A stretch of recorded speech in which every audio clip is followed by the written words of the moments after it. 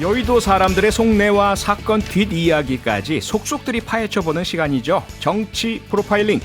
오늘도 정치판에 훈훈한 바람과 에너지를 불어넣을 두 분이 나오셨습니다. 김진 에너지, 김진애 전 의원, 이해훈훈훈 이해훈 전 의원입니다. 어서 오세요. 안녕하세요. 네, 안녕하세요. 네, 이해훈 풍기라고 해드려야 되는데. 아유, 감사합니다. 네, 두 분은 훈훈하지만 지금 이 안건들은 상당히 지금 그 갈등과 논란의 중심에 있습니다. 이재명 지사가 오늘 도지사로서 경기도 국감에 나가겠다 이렇게 선언을 했습니다. 대장동 의혹 정면 돌파 그 의지를 보인 건데요. 김진애 의원님 어떻게 평가하십니까? 그게 이재명 스타일이죠. 스타일이죠. 왜냐하면 정면 돌파하고 특히 이번에 그 경선 뒷얘기로 네. 대장동에 대한 의혹 때문에 그랬다 이런 얘기들이 있고 그러기 때문에 예. 본인이 그동안 해왔던 거 또 그 이후에 밝혀진 거 떳떳하게 나가서 얘기하고 작년에 국감의 스타가 윤석열 아니었습니까? 네. 아마 이번 국감의 스타는 이재명이 되리라. 네. 그렇게 예측을 그렇게 하십니까? 생각합니다. 윤석열을 안 불러줌으로써 여기는 두 번이나 불러준답니다. 윤석열 후보는 본인을 불러달라고 요청을 했죠. 불러달라고 예, 야단인데 근데 안 절대 안 받아들였죠. 부르죠. 예. 이혜원 또 의원님 스타 어떻게 될까 보셨어요? 봐. 네? 이혜원 의원님 어떻게 보냐고요? 네, 이재명 저는 오늘 그걸 지사. 보면서 어떻게 보면 성형길 대표가 지사직을 사퇴하고 그리고 민주당 대통령 후보가 어떻게 국감에 나가냐라고까지 얘기를 했는데 예. 그걸 이제 받아들이지 않고 나간다 이렇게 결정한 걸 보면서 역시 방어할 게 많구나. 아하. 다른 사람한테 맡겨가지고 불안하고 어떻게 보면 다른 뭐 예를 들면 지사 대행이 나오든지 하면 네. 그분이 제대로 방어를 하겠냐 이렇게 생각하신 것 같아요. 아하. 그분은 뭐 제3자 입장이니까 있는 그대로 얘기할 가능성이 많은 거 아니에요? 그러니까 있는 그대로 얘기할 가능성이 많은 사람은 못 나가게 하고 내가 나가서 방어하겠다 이런 네. 전략이 아닌가 싶었어요. 아하, 방어 전략이다. 예, 두 분이 상당히 상반되는 의견을 주셨는데요. 네, 저희 정치 프로파일링도요. 지금 유튜브에서 생중계되고 있습니다. 저희 모습을 직접 보고 싶으신 분들, 또 댓글로 참여하시고 싶으신 분들 유튜브에서 표창원의 뉴스아이키 검색해서 들어와 주시면 감사하겠습니다. 네, 이혜훈 의원님 말씀 주셨지만 민주당에서는 경선이 끝났지만 끝나지 않은 아직도 후폭풍이 불고 있습니다. 어떻게 보자면 이낙연 캠프와의 어떤 내홍 이런 얘기도 나오고요. 김진애 의원님 어떻게 보고 계세요? 이낙연 캠프의 그 간절함과 또 집요함 네. 이거는 충분히 이해를 하겠습니다. 이해는 그렇지만 다 하죠. 예. 일단 이제 게임에 자기가 같이 들어가서 이미 게임이 끝났는데 그 게임을 안 한 것도 아니고 게임이 끝났는데 이제 와서 룰 가지고 얘기하는 거는 저는 그거는 좀 바람직하지 않게 보이고요. 아하. 그런가 하면은 저는 이낙연 전 대표님 또 전 총리님에 대한 기본적인 신뢰는 있습니다. 그러니까 아하. 아마 대승적으로 받아들여 주시지 않을까라는 생각이 있는데 내일 이제 최고위를 열어서 네. 이번 안건에 대해서 정리를 한다 그러니까 네. 뭐 전후에서 사실 좋기는 뭐 오늘 정도 사실 그런 최고위 있기 전에 그걸 하시면 참 좋은데 그런 생각입니다. 결단을 하실 것으로 믿으신다. 네. 네. 이혜원 의원님도 그동안 한나라당 또는 뭐 새누리당 그 내부에서도 유사한 문제들이 있다가 또 봉합되기도 했고요. 지금 민주당의 내용 어떻게 보고 계세요? 저는 이제 민심으로부터 당심이 너무 멀리 떨어져서 괴리해서 아예 분리돼 버렸다 이렇게 보고 있습니다. 예. 왜냐하면 이제 3차 선거인단 보면 결과가 28대 60이잖아요. 네. 62로 이낙연을 선택했다는 얘기는 그 당원 대의원하고는 조금 다른 결과가 거의 비슷한 시기에 조사가 진행이 됐는데도 당원 대의원은 뭐 이재명 후보가 여태까지 추세대로 과반을 그냥 훌쩍 넘겨서 쉽게 낙승을 하신 거 아니에요? 예. 근데 이제 비슷한 시기에 진행된 조사인데 대상이 일반 국민하고 일반 당원들 여기에서는 완전히 거의 일반 선거인단입니다. 일반 국민 선거인단. 국민선거인단. 네. 국민선거인단이 네. 이렇게 상당히 이제 다른 결과 2배 반 넘겠죠. 그 정도 문제, 그러니까 괴리를 보였다는 거는 민심은 이미 당심을 떠났는데 당심은 계속 민심을 생각 못하고 자기들끼리의 리그에 머물러 있다. 왜냐하면 지도부도 보면 그래서 이재명 후보로 그냥 선출하는 걸 우격다짐으로 해버리고 가잖아요. 어허. 근데 제가 밖에서 보기에는 이 룰이 굉장히 묘해요. 룰이 뭐 59조 1항이 특별 당규로 이낙연 대표가 있을 때 통과시켰다. 그러니 이낙연도 승복해야 되지 않냐. 계속 이 주장을 지도부는 하는 것 같아요. 네. 근데 제가 보기에는 59조 1항이라는 거는 중도한 사퇴한 사람에게 간 표는 무효표다. 이것만 정하는 건데 네. 그럼 사퇴하기 전에 이 사람이 유효표를 얻었던 거에 대해서는 말이 없단 말이죠. 근데 사회상규는 사퇴하기 전에 유효한 투표라고 선관위가 발표했던 그 표는 득표수에 총 투표수에 넣어줘서 분모에 들어가야 되는 게 맞는 거잖아요. 근데 그걸 지금 사회상규에 반하는 해석을 내리면서 저렇게 우격다짐으로 하니까 국힘당이 좀 어려울 것 말이죠. 아무래도 이낙연 캠프, 필영 캠프하고 뭔가가 통하시는 게 아닌가 싶은데 이거를 확실하게 아셔야 돼요. 네. 국민 선거인단이라는 건 모집 집단입니다. 그렇죠. 그러니까 그 모집을 누가 어떻게 했느냐 이거에 따라 구성이 다르고요. 그러니까 이번에도 역선택, 그러니까 김재원 최고위원이 들어오셔서 국민선거인단 하셨듯이 그런 역선택이 있지 않느냐. 뭐 일부는 있을 수 있겠습니다. 해석이 세 가지인데 역선택. 두 번째는 아니면 대장동 의혹에 대한 민심 뭐 얘기하는 거. 그다음에 이제 세 번째가 가장 저기 하는 게 역시 모집 집단의 구성 자체가 어떻게 됐느냐. 근데 저는 사실 3차 선거인단 처음에 이거를 이거 추가 모집한 거거든요. 네. 9월 1일부터 14일까지. 그렇죠. 아니 저거는 경선이 시작이 됐는데 왜 저걸 모집을 하나 굉장히 이상하게 생각을 했어요. 예. 근데 그게 결국은 이렇게 사달이 나게. 그러니까 모집 집단이기 때문에 어떤 이런 특이점이 발발이 될 수도 있다. 아하. 그러니까 지금의 흐름과는 굉장히 다른 이런 네네. 거에 대한 의혹이 있을 수 있는데 당에서는 아마 당이나 이재명 후보 쪽에서는 그거를 뭐 문제 삼거나 그러지는 않겠다 이런 얘기를 확실하게 했습니다. 알겠습니다. 역선택은 한마디만 좀 할게요. 하세요. 네. 김재원 만약에- 의원은 하셨어요. 네, 역선택을 인증하셨죠. 인증. 예. 네. 국민의힘 만약에 지지층들이 대거 역선택을 하러 들어갔다. 그게 사실이라면 예. 아니 누구를 택하겠습니까? 지금 약점이 마구 노출되고 있고 흔들리는 아하. 이재명 후보를 택하지. 아, 국민의힘은 지금 그런 입장인가요? 그렇잖아요. 아하, 네. 왜냐하면 지금은 이재명 후보가 우리가 보기에는 예. 위험하고 불안한 후보, 본선에 가기를 원하는 후보거든요. 국민의힘이 원하는 후보가 이재명 후보란 말씀이시네요. 아유, 우리 국힘이 원하는 대로 돼서 참 다행이네. 네, 그 결과 좀 역선택은 두고 봐야 될 것 제가 같습니다. 보기, 알겠습니다. 네, 성립 안 되는 얘기다. 네. 자, 이제 국민의힘 쪽으로 가볼까요? 국민의힘은 이제 4강이 결정됐습니다. 네. 네 분의 토론이 어제 있었죠. 공세가 거의 이제 윤석열 후보에게 집중되고 있는 상황으로 보였고요. 김진애 의원님 어떻게 보셨습니까? 제가 먼저 해야 돼요? 네, 아유, 네, 그러셔요. 먼저. 아니요, 공격 양보하시면 먼저 이해 하세요. 의원님 먼저 하시죠. 아니, 사실은 공격을 먼저 하세요. 제가 사실은 네. 그동안 8분이 나와서 하실 때는 솔직히 너무 이게 짧아가지고 호흡 짧아서 짤만 봤어요. 네. 그런데 짤만. 어저께는 제가 그걸 처음부터 끝까지 새벽에 일어나가지고 그걸 다 봤습니다. 아하. 그래서 호남권에서 했기 때문에 관심이 있기도 했고 네. 그런데 이제 이거는 개콘에서는 좀 많이 이제 좀 조금 탈피를 하시는 것 같긴 하더라고요. 개그 콘서트에서는 개그 탈피했다. 콘서트에서 네. 조금 탈피하는 것 같고. 네. 네. 근데 윤석열 후보한테 집중되는 것도 있지만 사실 윤석열 후보가 지금 이제 앞으로 이해운 의원님이 좀 더 역할을 미래 기획 단장으로 역할을 하셔야 된다고 생각이 되는데 네. 본인의 정책과 비전과 국정에 대해서 이렇게 소신 있게 얘기하는 모습이 굉장히 좀 작아요. 아하. 그리고 아직도 네. 그 이른바 역술인의 문제, 왕자 문제, 뭐 김건희 씨 문제 이런 등등으로 해가지고 개인의 사적인 문제들. 이런 산적인 거에 대한 공방이 예. 지나치게 좀 많다. 전체 퍼센티지에서는 조금 너무 많다. 네. 윤석열 후보가 거기 계시는 한은 어쩔 수 없는 거 아닌가 싶기도 하고요. 어쩔 수 없다. 이혜훈 의원님 어떻게 보셨습니까? 윤석열 후보한테 총 공세가 집중되는 게 정치 생리죠.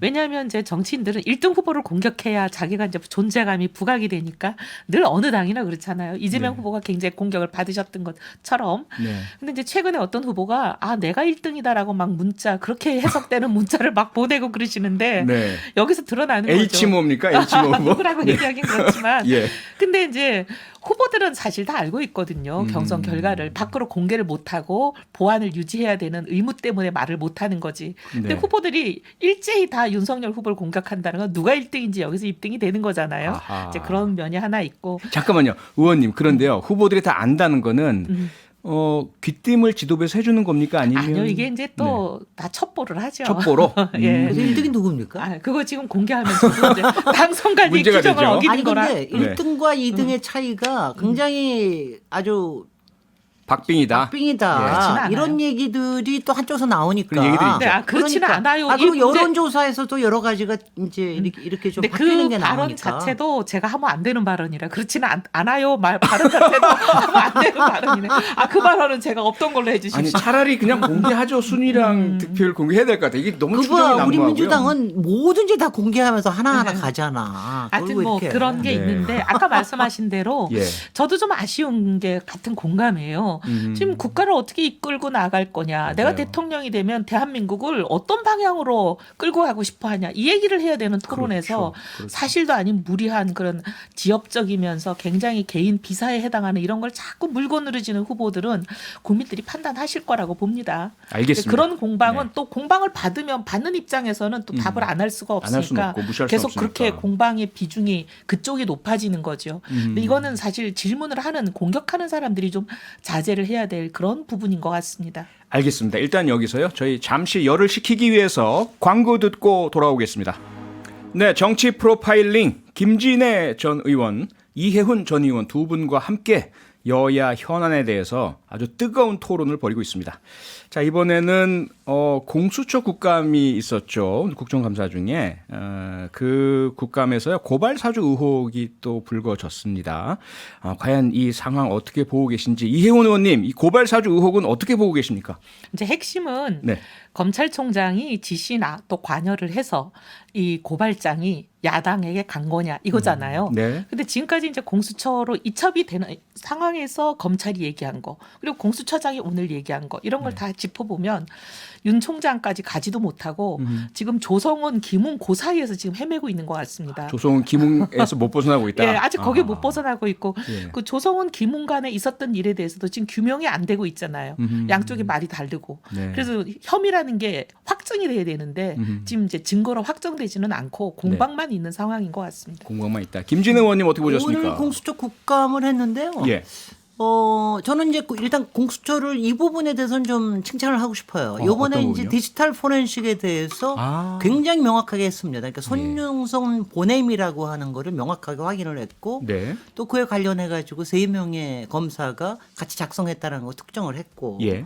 그러고 난 다음에 정말 놀라웠던 건 김웅, 조성훈의 통화 내용을 복구를 했다라는 거죠. 네네. 그러니까 이거는 이제 굉장히 큰 이렇게 포렌식 증거로서는 굉장히 확실하게 나온 거라고 생각이 되고요. 네.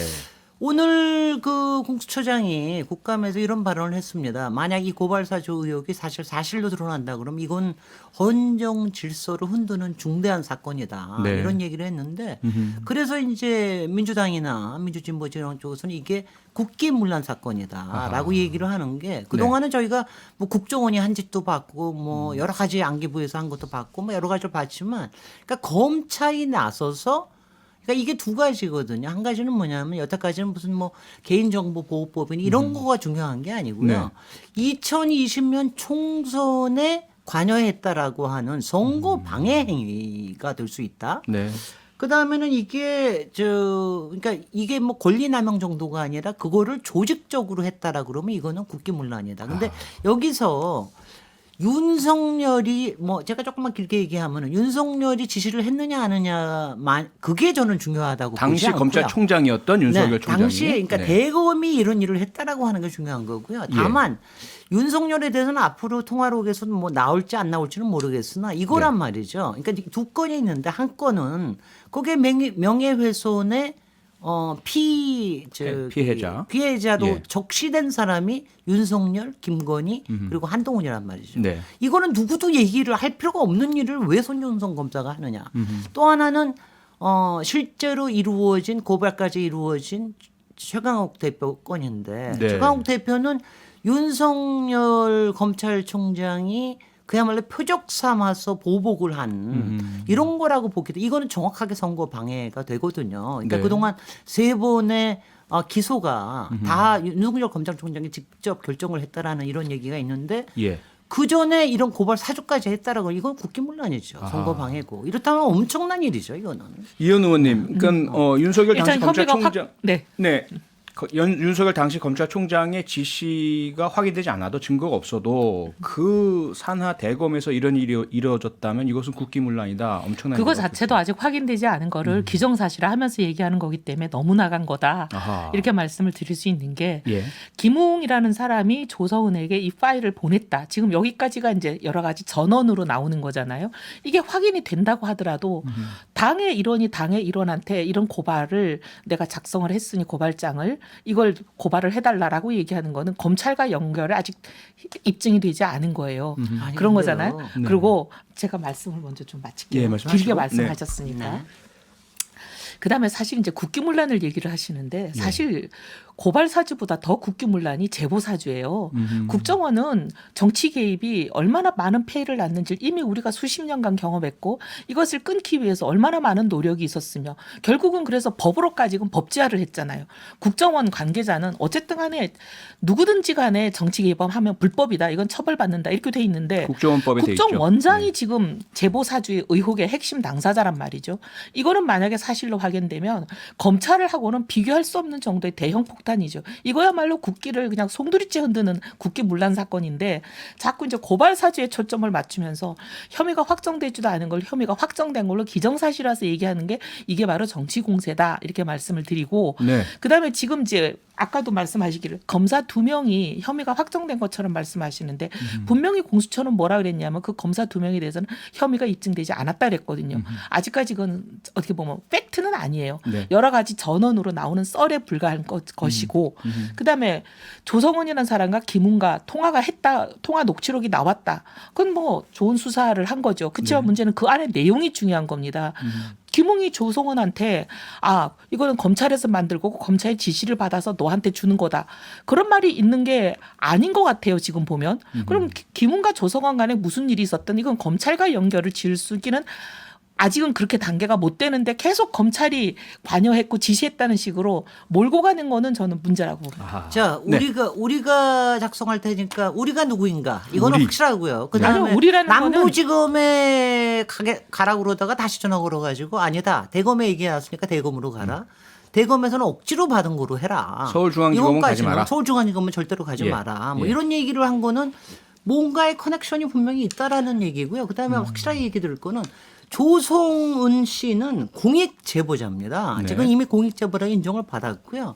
이런 일이 있을 때 그걸 갖다가 제보를 한다라는 게 공익 제보거든요. 그러니까 이 얘기는 좀 확실하게 좀 알려드려야 될 것 같고요. 그다음에 네. 제가 조금 놀라운 거는 그러니까 열린민주당 우리 최강욱 대표 이 건이 2개가 있습니다. 이거는 실제적으로 정점식 의원을 통해 가지고 실제로 고발 조상규인가요? 조상규 변호사를 통해서 실제로 고발이 됐고 그거 가지고 기소가 됐습니다. 네, 근데 조상규 이게 말이죠. 변호사. 저는 국힘당에서 이게 뭐냐면은요. 저는 국힘당에서 이거는 막 저는 부르르 이거 자존심 상해서 막 부르르 떨어야 된다고 생각하는데 어허. 검찰이 왜냐하면 고발을 하라고 말하자면 당을 하수인으로 시킨 거예요.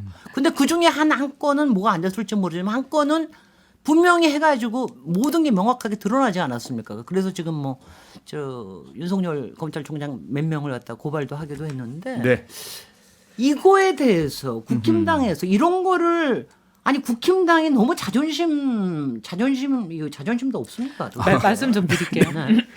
우리라는 게 네. 여기에 왜 검찰을 끼워넣는지 이것도 아직 지금 확실하지 않은 거를 지금 계속 자기들의 희망사항을 기정사실화하는 거거든요. 이 의원님이 보시는 우리는 누구로 아니 해석하세요? 우리는 여러 가지 가능성이 있죠. 그때 예. 김웅이라는 사람은 2가지 신분입니다. 전직 네. 검찰 직원, 검찰청 직원. 석 달 전. 그다음에 석 달 전. 그다음 하나는 당의 후보예요. 당 소속 일원이에요.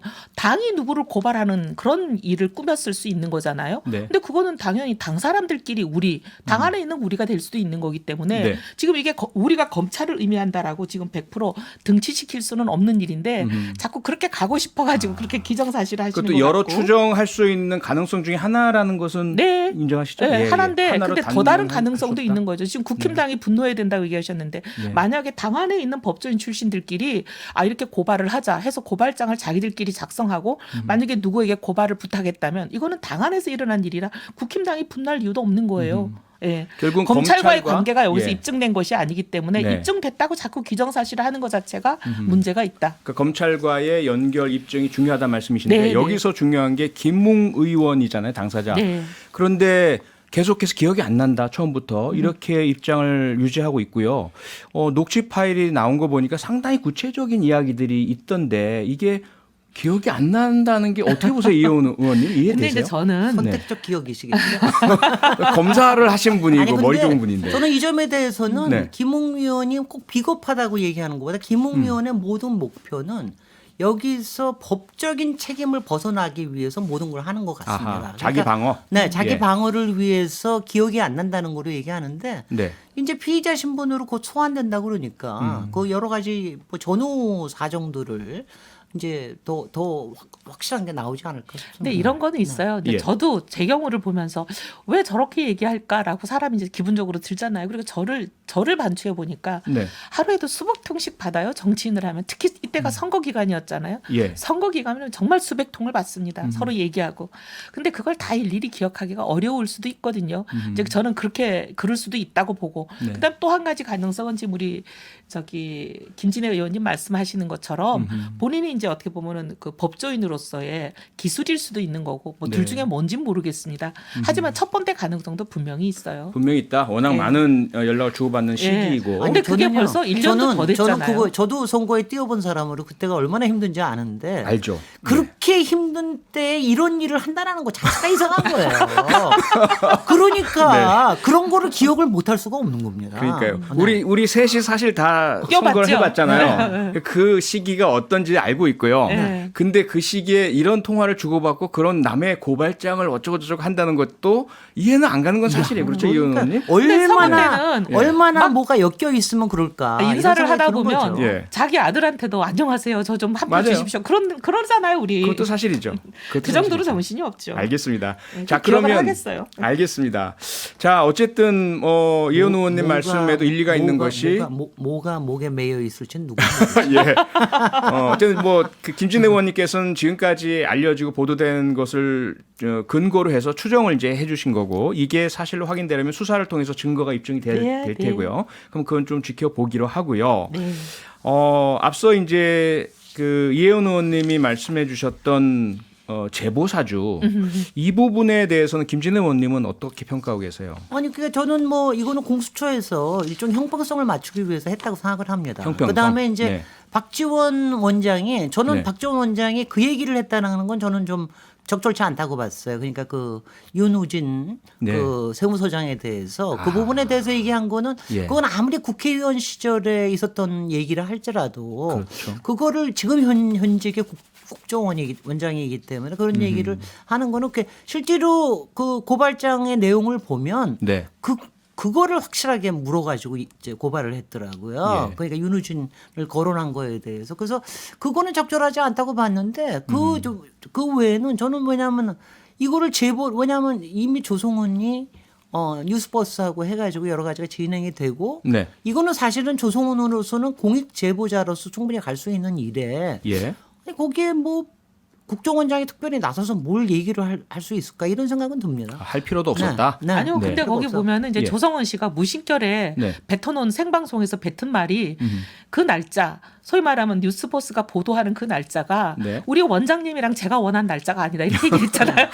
그것도 우리가 문제군요. 우리가. 거기는 우리가 문제가 아니라 우리 원장이라고 딱 집었기 때문에 네. 우리가 딴 사람이 될 수가 없어요. 박지원 원장이 특정이 된 거죠. 네. 우리 원장님이 원하는 날짜가 아니다. 그럼 고발 제보에 관여하지 않았으면 그런 얘기를 할 수가 없죠. 이건 당사자가 그거- 자백한 거나 아니 마찬가지인 그거는 거죠. 저는 뭐 자백했다고 볼 수는 없는데 그건 뭐 본인도 그거에 대해서 해명을 했는데 여러 이제 프레셔 있는 제에서 얘기를 말투가 나온 거다 했는데 이거는 네. 저는 뭐 굉장히 손쉽게 밝혀질 수 있는 일이라고 봅니다. 그래서 그 앞에 그 여러 가지 디지털 포렌식을 거쳐서 하는 거는 굉장히 뭐 국힘당까지도 섞여 있기 때문에 굉장히 네. 좀 걸리겠지만 예. 하지만 이거 전체 자체가 예. 그렇게 오래 갈 일은 아니라고 봅니다. 아니다. 일단은 입건이 됐잖아요. 국정원장도 네. 입건이 됐고 네. 조성은 씨의 휴대전화가 제출이 돼 있기 때문에 네. 거기서 혹시 국정원장과 주고받는 메시지나 다 나와야죠. 그쵸. 근데 이제 그리고 문제는 이제 한 공수처가 가지가- 보니까 예. 정치 중립을 지키지 않는 것 같으니까 굉장히 걱정하는 거예요. 아, 그리고 공수처의 수사로 신뢰. 100가지 사실을 알아내고도